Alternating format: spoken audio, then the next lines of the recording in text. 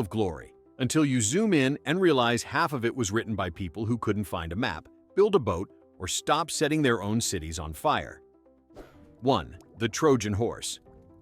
That was basically ancient spam mail. Imagine ending a decade-long war and deciding the best way to win is with an oversized wooden furniture delivery. The Trojans saw a mysterious horse outside their walls and thought, sure, let's bring that inside. It's like clicking a pop-up that says, free treasure, no viruses, promise. Within hours, their city was full of angry Greeks and poor life decisions. Historians romanticize it, but really, it was history's first successful phishing scam. If Troy had a single suspicious ant, she'd have said, we're not keeping that thing, it smells like trickery. Instead, the horse rolled in, the city burned, and the world learned the oldest lesson of all. Curiosity doesn't just kill cats, it kills empires. 2. The Ming Dynasty. That accidentally set itself on fire.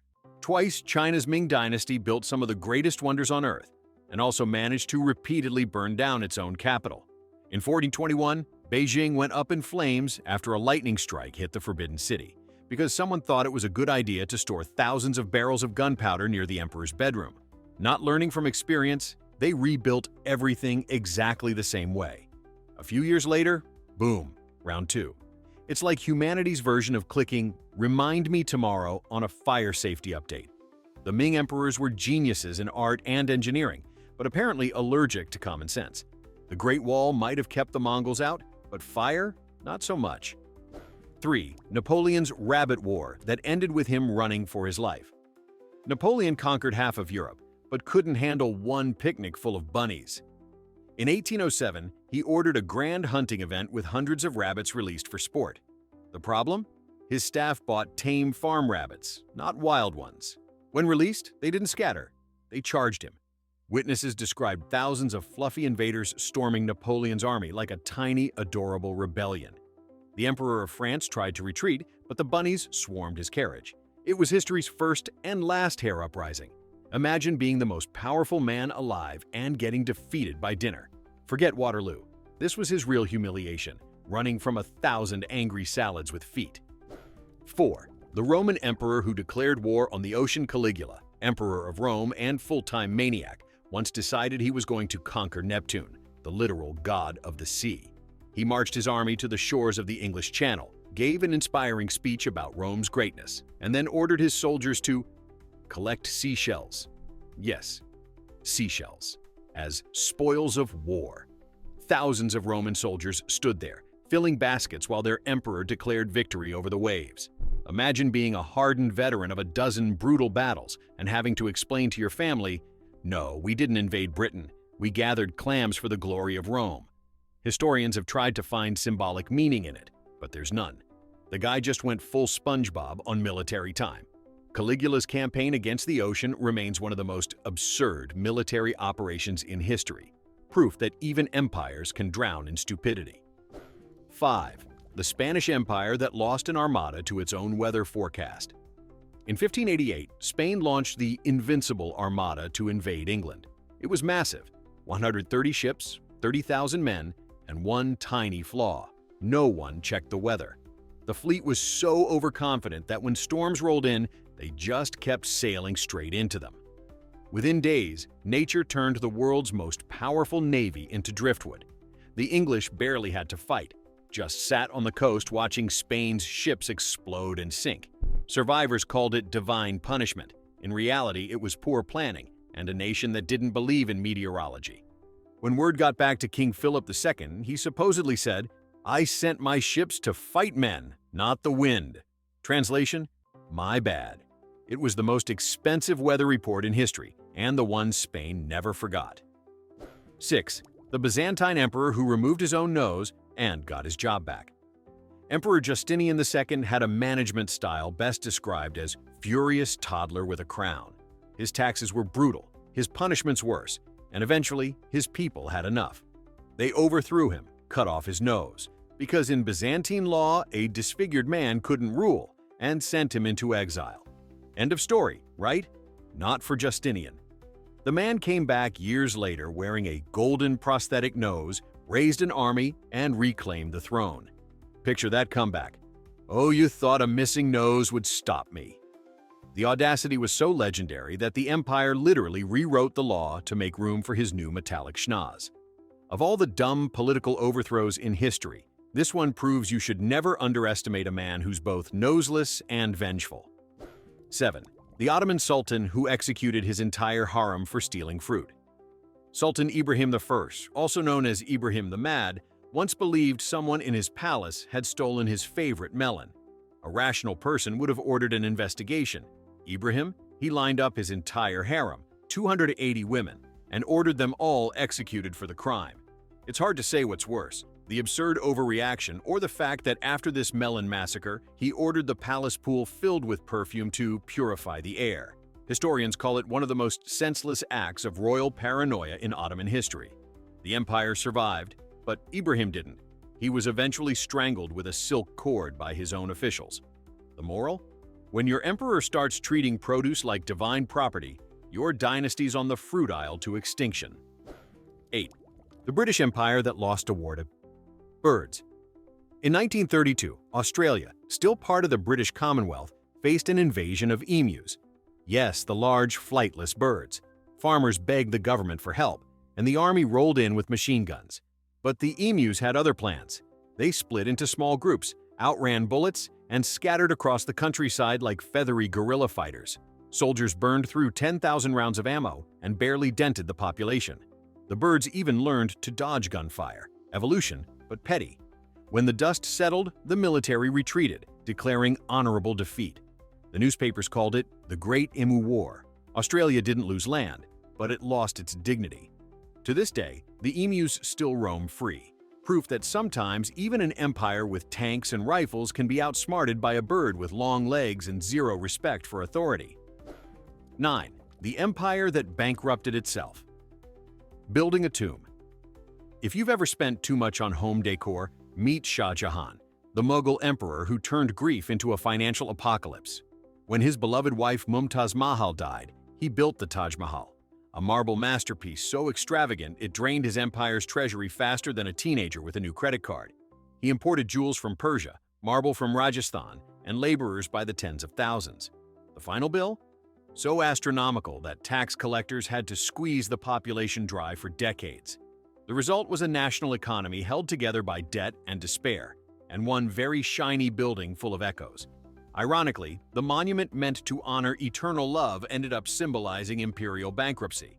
His son finally overthrew him, locked him in a tower, and gave him a perfect view of the Taj Mahal, just to remind him every day what his great idea cost.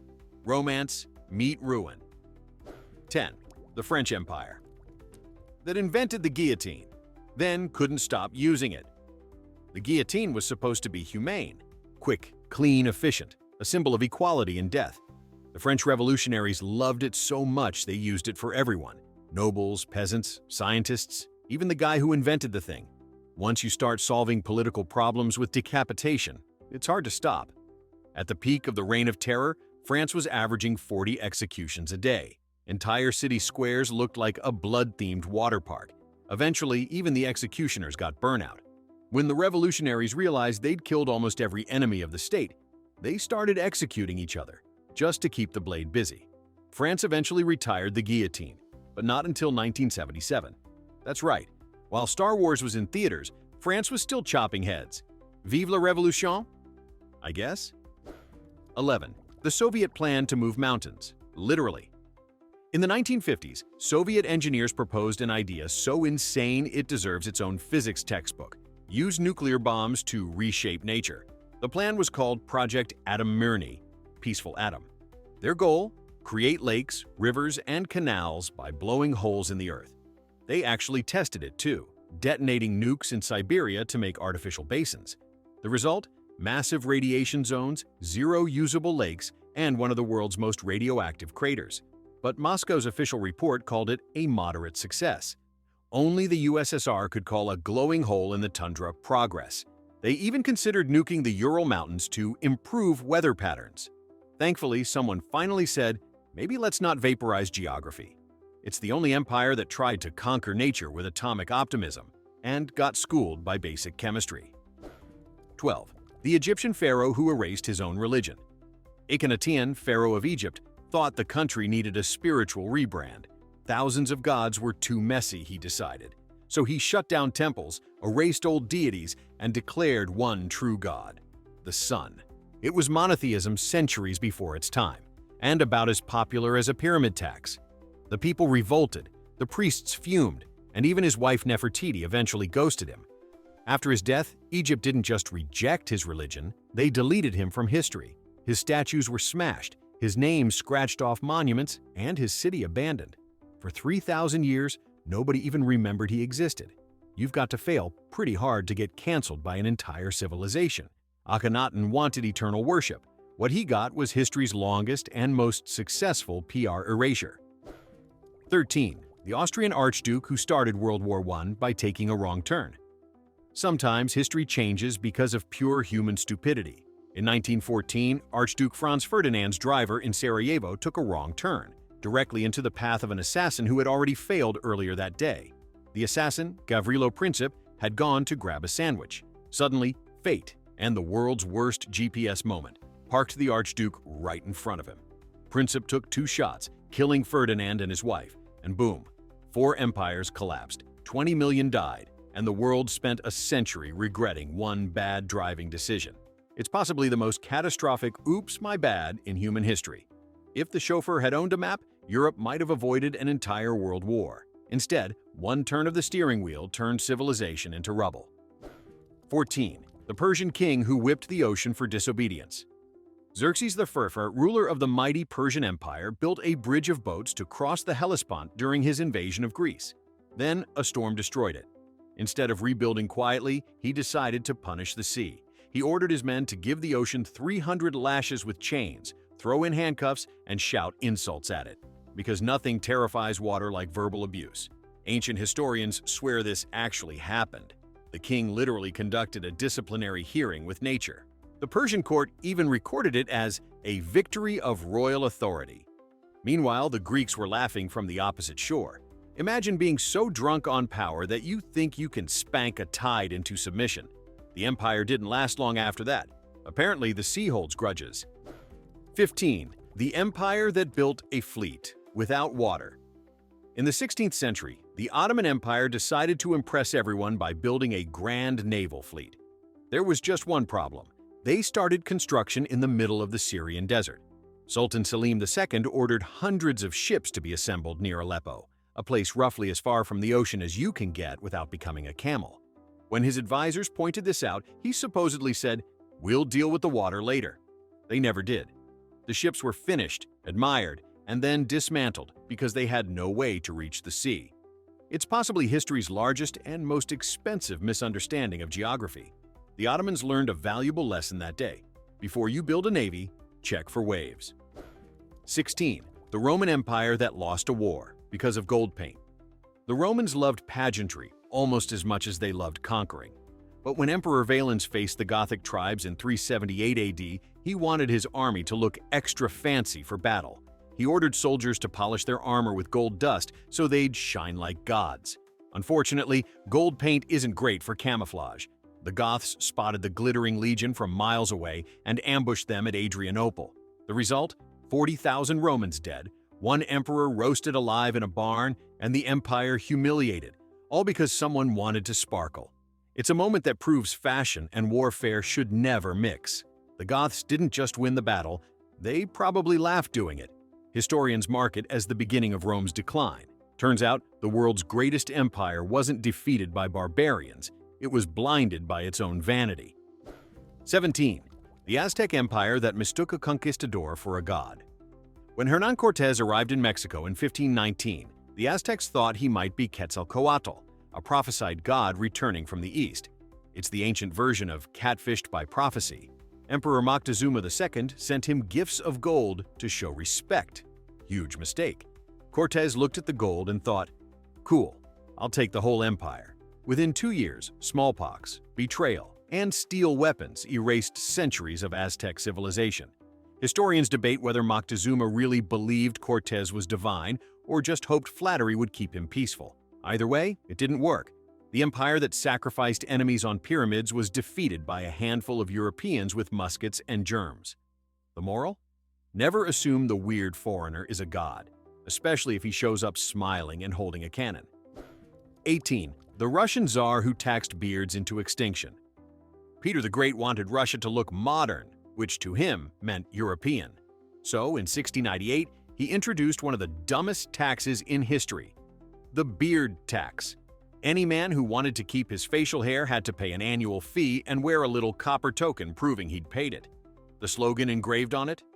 The beard is a useless burden. Imagine walking around with a government-issued anti-beard medallion jangling on your chest. Those who didn't pay had their beards shaved off, sometimes in public. It wasn't just fashion policing, it was cultural erasure with scissors. People hid in basements to secretly grow stubble like it was an underground rebellion. The empire might have westernized, but it lost a generation of glorious beards in the process. The legacy? A nation traumatized by razors and royal vanity. 19. The Chinese emperor who banned the wheel. In the 15th century, Ming Emperor Zhu Di had a fear: rebellion. He worried that if people had easy transportation, they could rise up or flee too quickly. So he issued an order banning wheelbarrows, carts, and even private wagons in parts of the empire. The result was pure chaos: farmers hauling grain on their backs, officials walking for days to deliver messages, and trade grinding to a crawl. It's like banning cars because traffic makes you anxious. The policy nearly crippled China's economy, but the emperor refused to back down. When one advisor dared suggest lifting the ban, Zhu Di reportedly shouted, "Let them walk. It builds discipline." It's proof that even the smartest dynasties can collapse under the weight of their own paranoia. Sometimes absolute power just means absolute nonsense on wheels, or rather, without them. 20. The Great Fire. That Rome started, and then blamed on Christians. In 64 AD, a massive fire tore through Rome, burning for 9 days and destroying most of the city. Rumor spread that Emperor Nero started it himself to clear space for a new palace. Nero, ever the PR genius, denied it and blamed the Christians instead. He arrested them by the thousands, tortured them, and used some as literal human torches for his garden parties. Yes, the man allegedly burned down his own city, then burned people to cover it up. Ancient historians describe Nero watching the flames while playing his lyre, basically live-streaming chaos. Whether or not he actually caused it, the result was the same: Rome in ashes, paranoia everywhere, and the birth of an empire-wide scapegoat. The lesson? When your ruler's hobby is arson and music, your capital's probably not fireproof. 21. The British king who bankrupted his nation for a fruit king. Charles II of England loved fashion, theater, and apparently pineapples.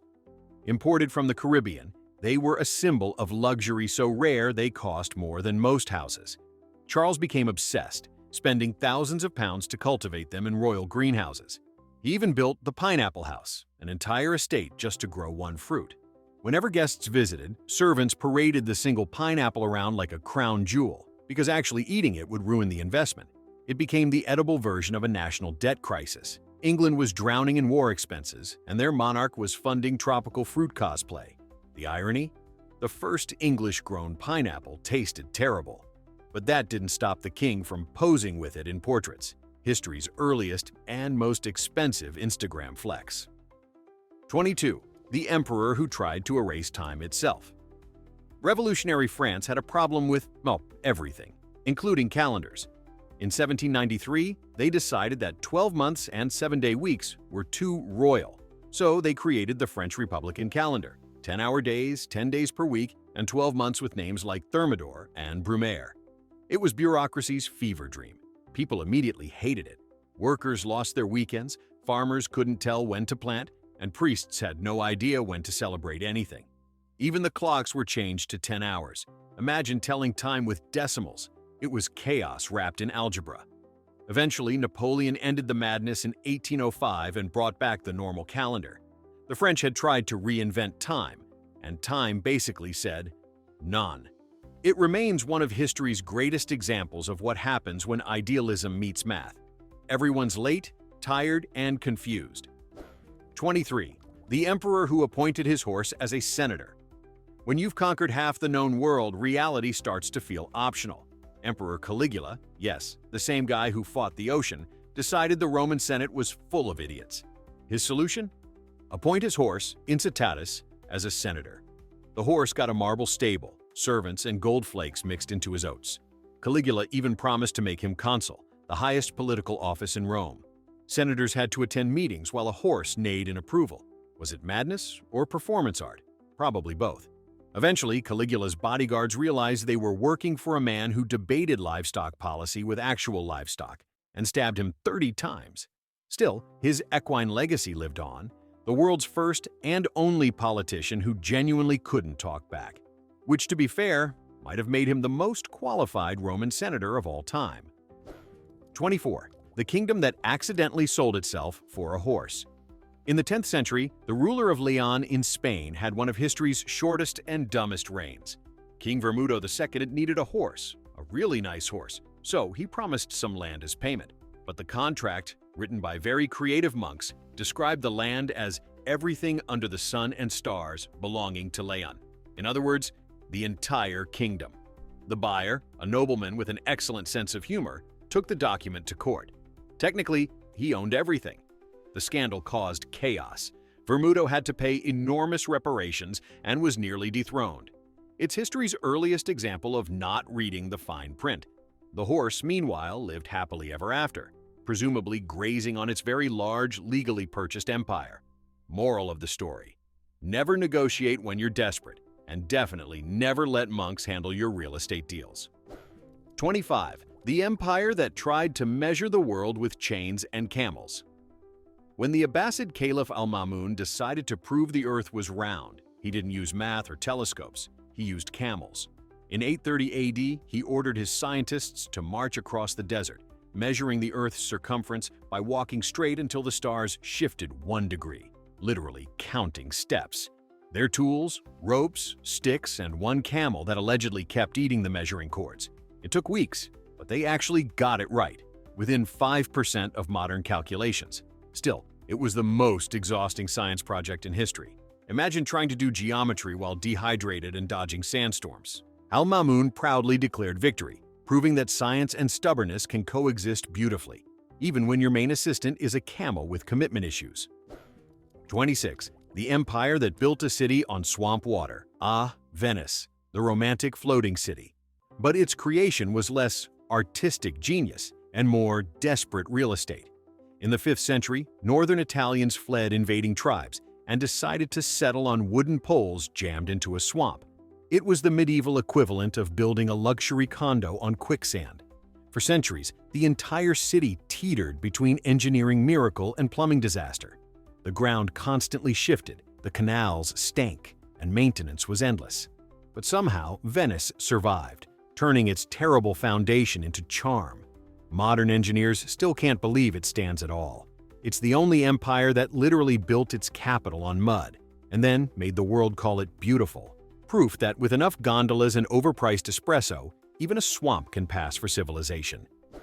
27. The empire that destroyed itself over a flag. In 1861, the Taiping Heavenly Kingdom ruled half of China, a massive rebel empire led by a man who claimed to be Jesus' younger brother. It was going well, religious apocalypse, until his generals started fighting over which flag design to use in battle. One preferred red, the other blue. They split the army in two, argued for weeks, and finally went to war with each other. The infighting gave the real Chinese government time to attack, and within a year, the Taiping Empire collapsed. 20 million people died, all because someone couldn't agree on a shade of fabric. It's the most expensive design argument in human history.